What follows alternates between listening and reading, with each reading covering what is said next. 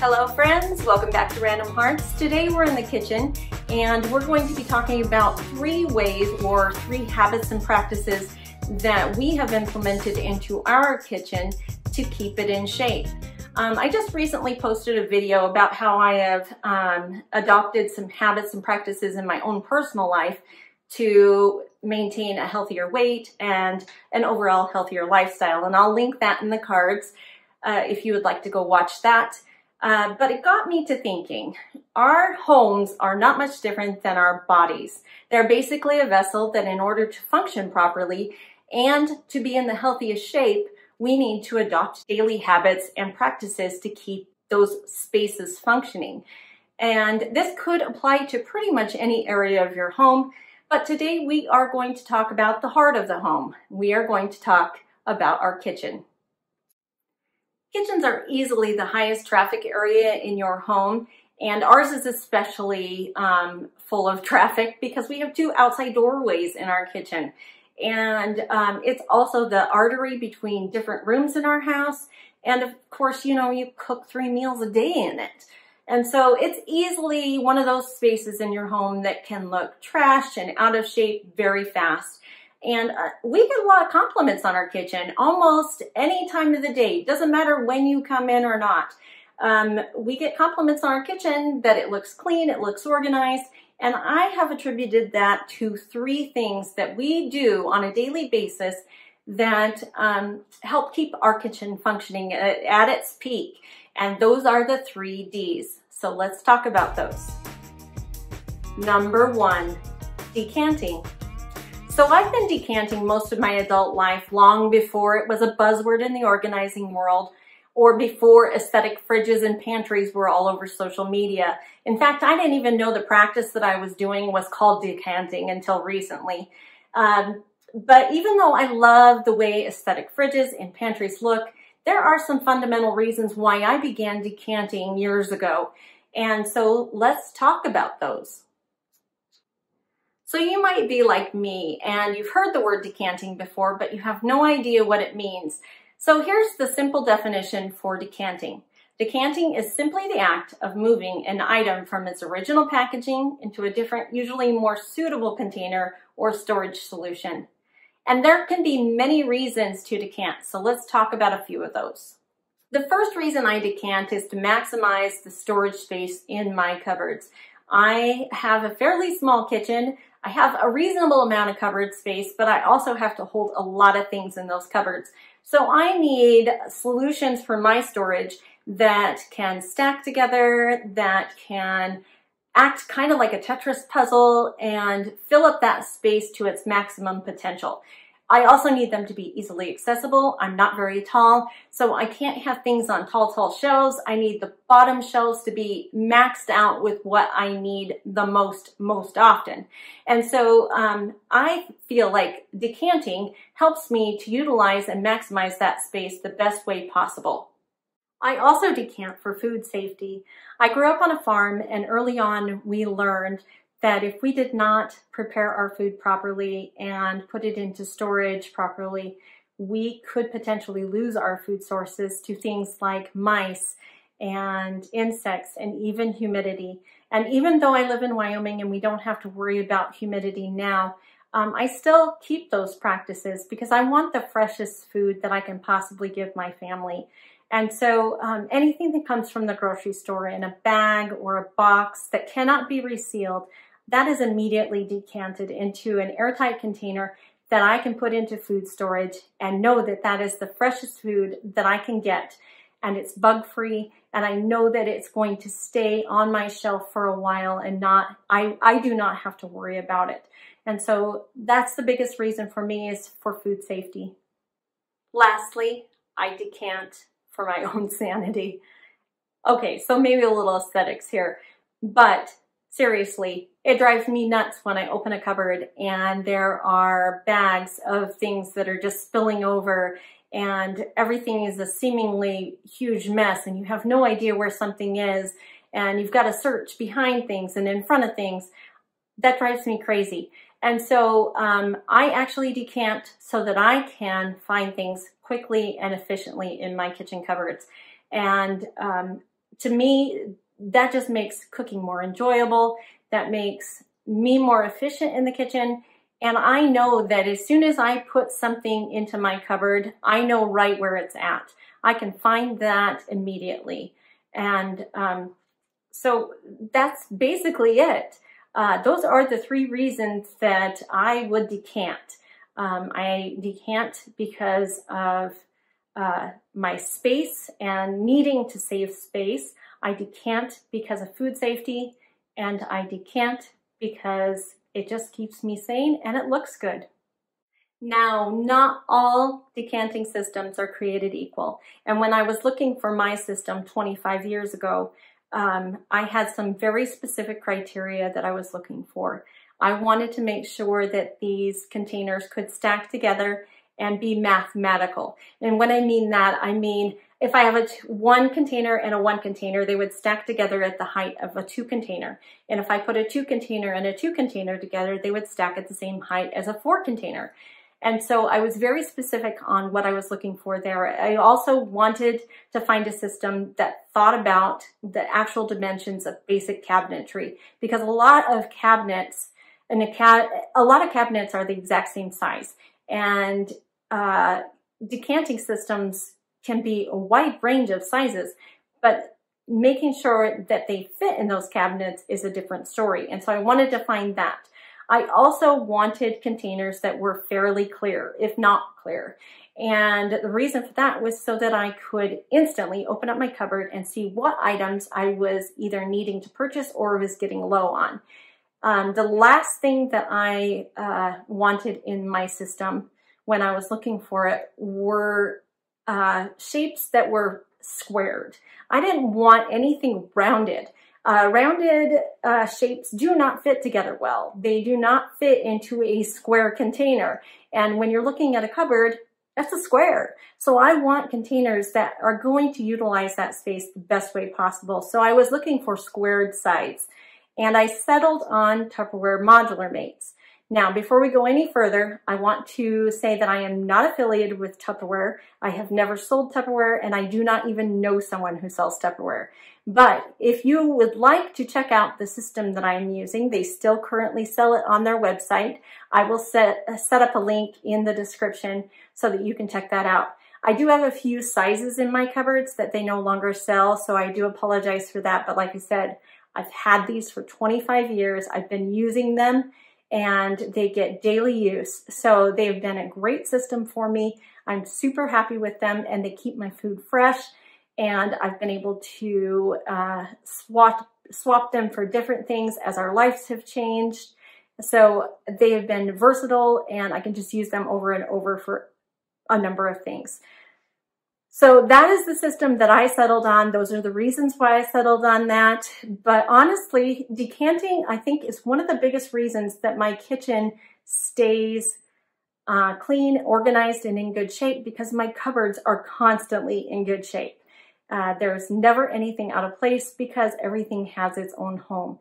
So I hope you will start decanting, and if you haven't, check into it. It really is helpful. Let's get back to the D's. Number 2, declutter and downsize. So when I'm actually cleaning my house, actually any room in my house, I am on the lookout for items that we are either no longer using, our lifestyle has changed, something's not right with it, it's broken, or it's just not being used anymore. And so I will declutter constantly in my house. And part of my house staying in shape is that constant declutter and downsizing. So the kitchen seems to be the hardest area for me to do that in, though. And I have the hardest time purging things in my kitchen, mostly because I try new recipes all the time and I'm constantly cooking. And so there are gadgets and things, appliances that I feel like I might eventually need. There are gadgets that I could use, but do I really? Here are some of the questions that I ask myself and the things that I think about when I am decluttering and downsizing in the kitchen. So the first thing I'll look for are items that are single task oriented.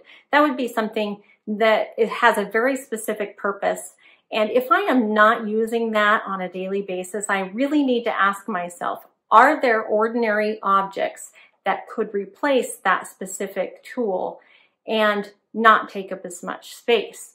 So for instance, I've got an egg slicer. I don't use it very often, but it takes up a good amount of space in my drawer, my utility drawer. So could I use a knife and a cutting board to cut that egg? And the answer is yes. And if I'm not using it often enough, then that needs to be a serious consideration to get rid of and to downsize and declutter. So I would have to ask myself those questions and then make that choice based on whether it is used often enough for me to actually have that single-use item, very specific tool in my kitchen. Be honest with yourself.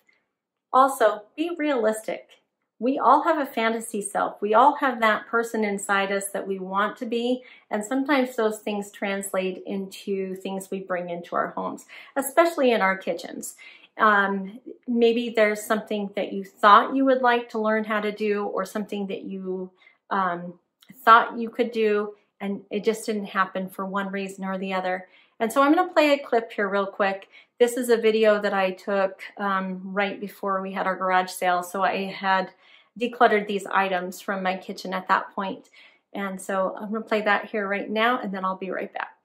These are two great examples of my fantasy self items. These are items that I'm going to declutter today. I'm going to get rid of them because they're no longer serving me. And in fact, they sometimes give me anxiety and make me think of all the things that I could have been doing rather than storing these. And I feel remorse for paying money for them when I only use them a couple of times.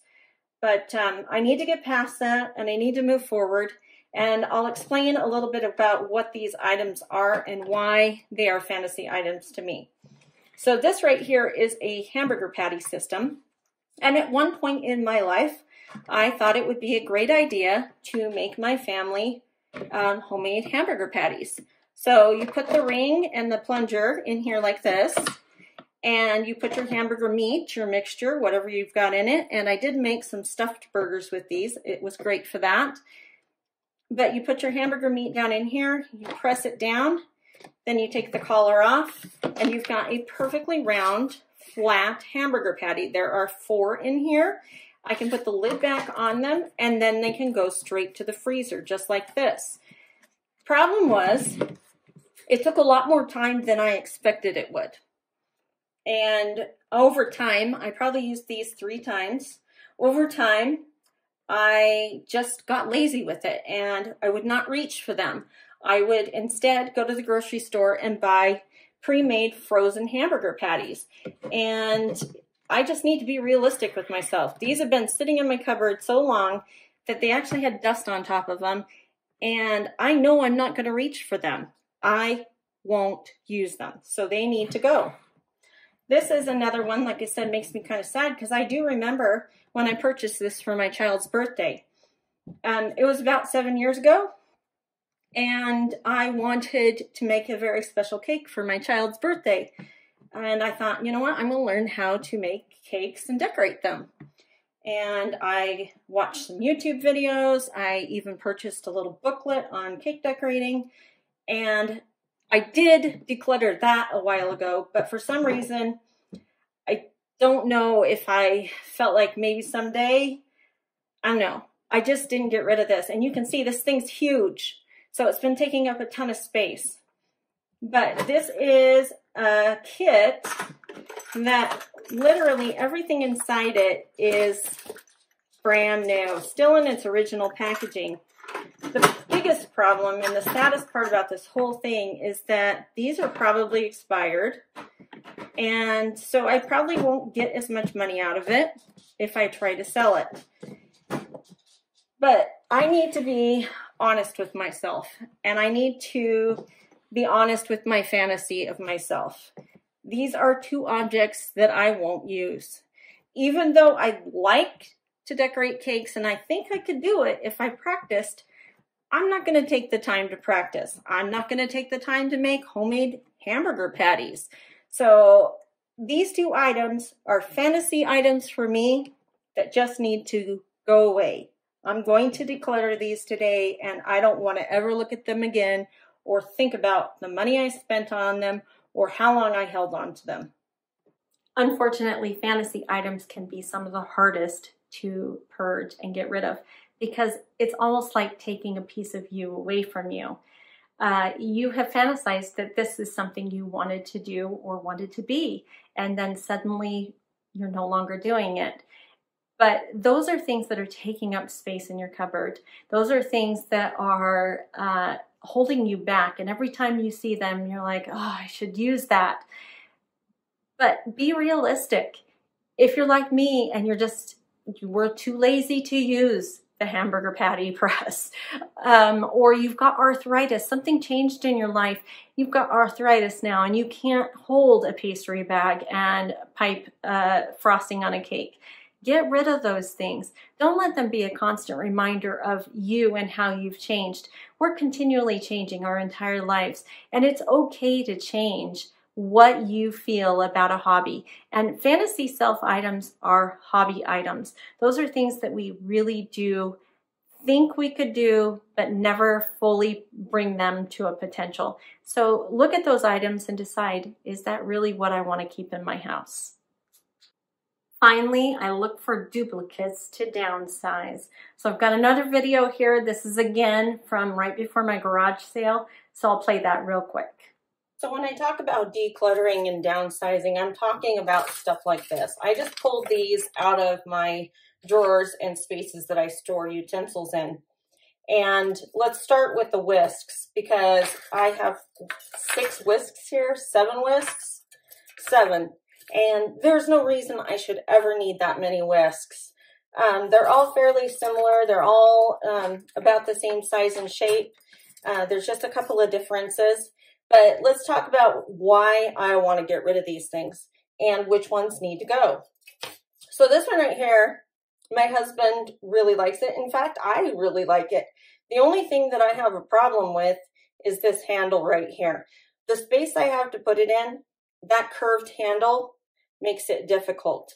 And so I know this is for ergonomics and to make it easier to hold on to and grip, but I just don't like where I have to store it. Doesn't make sense. And so I'm going to get rid of that one.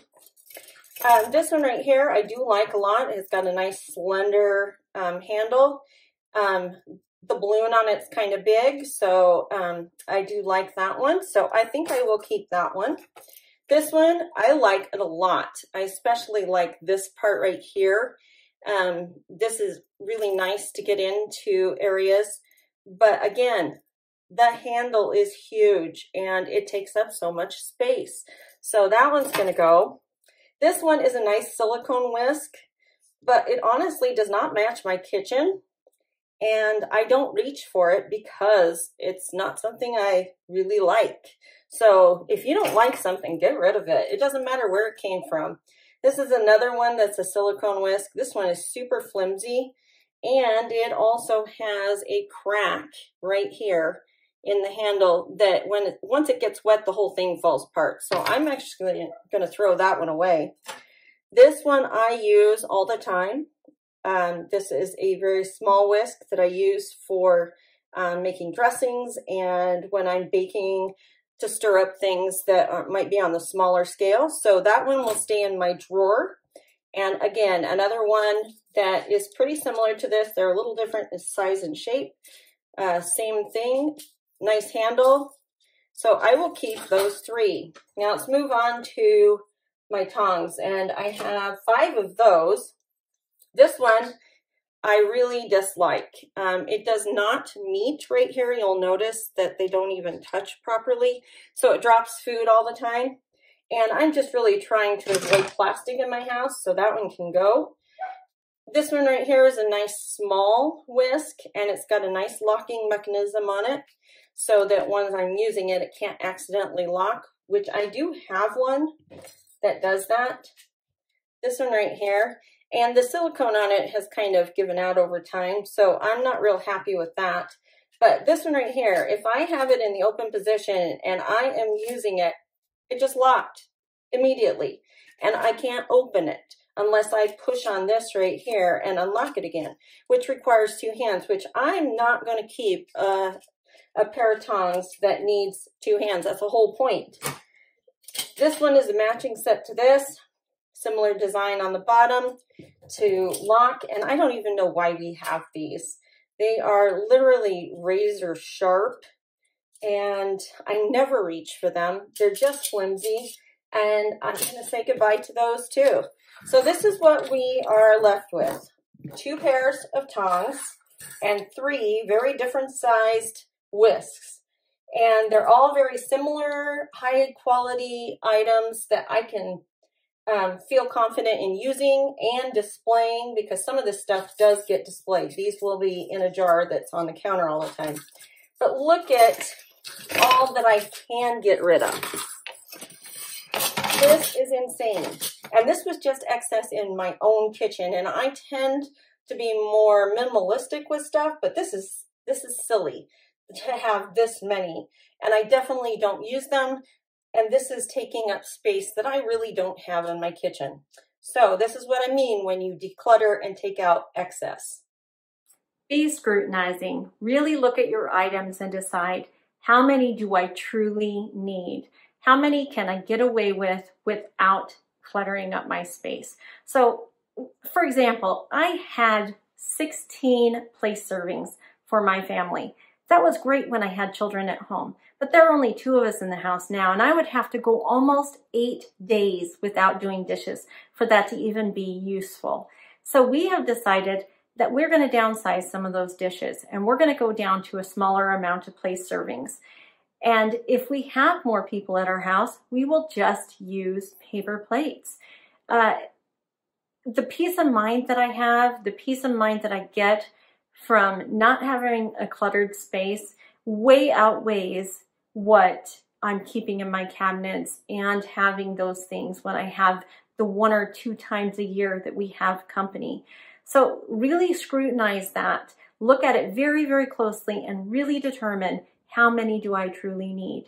Now, I used to shop case lot sales a lot when my kids were younger, and it was a great way to get a lot of food for a much cheaper deal.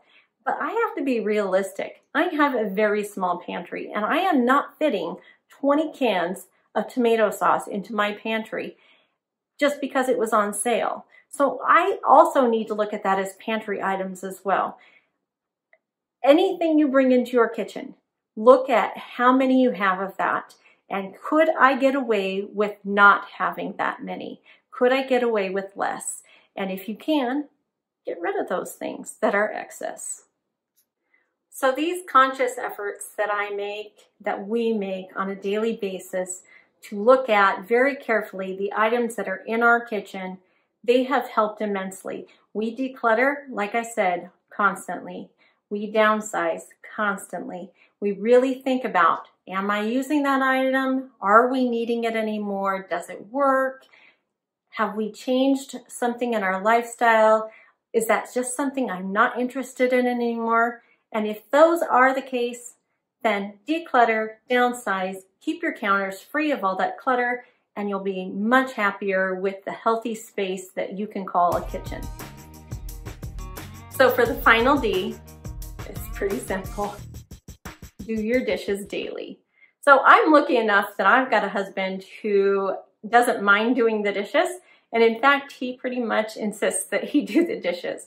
So every night, right before bed, he doesn't do it immediately after dinner, but right before bed, he will load the dishwasher, he will do the hand washing, he will put all of those dishes away, and then he wipes down the counters, the stove, and the sink. And that way, the next morning when we wake up, we have a sparkling clean kitchen, which is in the best shape possible and ready for the day. And I'm telling you right now, if you don't do that every single night, you're going to wake up not feeling energized, not feeling ready for the day to start. You're going to feel like, oh, I got to do the dishes. So even though he's tired at night, I know he is, he still makes that conscious effort to do that every single night. And when we wake up the next morning, we have a more motivated day. It is a boost to your mental capacity to have a clean kitchen. and you also tend to eat a lot better when you have a clean kitchen. So keeping your kitchen in shape in turn keeps you in shape. And so those were my three big D's, the three big D's for how we keep our kitchen in the best shape possible. And I just thought that maybe we could share that with you guys. And if anybody out there has questions or comments about what we do, why we do it, please leave those comments in the comment section. If you like this kind of video and you found this helpful, please give it a thumbs up. And hopefully you'll get to try some of these things and maybe get your kitchen into shape just like we have. And so I wish you a healthy, happy day, a lovely day, and we'll talk to you soon.